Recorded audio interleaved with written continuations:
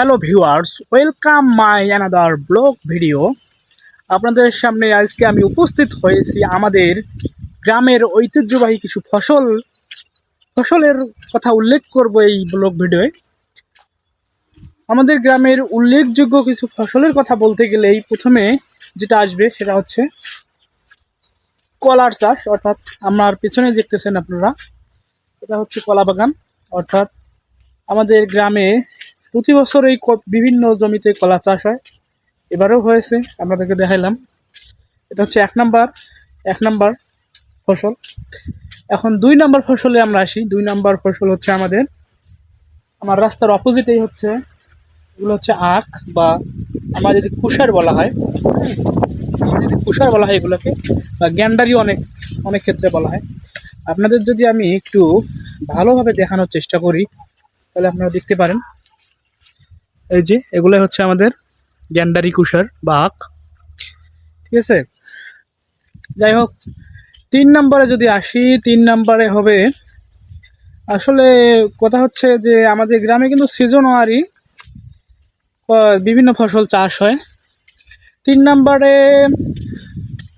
বলা চলে, অর্থাৎ উঁচু অঞ্চল, আমাদের এই অঞ্চলটা কিন্তু খুবই উঁচু অঞ্চল, এই জন্য এই চাষগুলো হয়।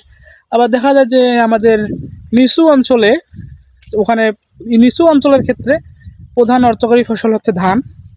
আপনাদেরকে দেখানোর চেষ্টা করি, আমার পেছনেই দেখেন, এগুলো কিন্তু ধানের কি বেসন বা চারা বলা হয় আমাদের এদিক, বেসন। আপনাদের দেখানোর চেষ্টা করি।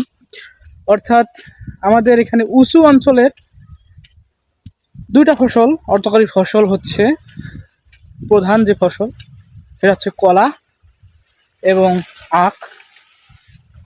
এটা সিজনারি, কিন্তু এটা হচ্ছে আমাদের এক বছরে, এই এই চাষগুলো আমরা 1 বছরের মধ্যে পেয়ে থাকি।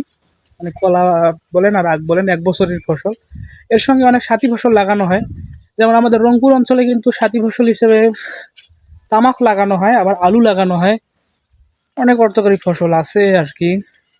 যাই হোক, আপনাদের সঙ্গে আজকে তুলে ধরার চেষ্টা করলাম আমার গ্রামের কি কি আসলে চাষ হয় বা কোনটাকে আমরা 1 নম্বর পজিশনে রাখি, কোন চাষাবাদটাকে, সেই সম্পর্কে। কেমন লাগলো আমার আজকের এই ব্লগ ভিডিওটি অবশ্যই আমাকে কমেন্টে জানাবেন। এবং যারা এখনও আমার Sajjad blog from Rangpur YouTube চ্যানেলটি যারা সাবস্ক্রাইব করেনি, অবশ্যই সাবস্ক্রাইব করে বেল বাটনটি প্রেস করে আমাদের পাশেই থাকবেন। ধন্যবাদ।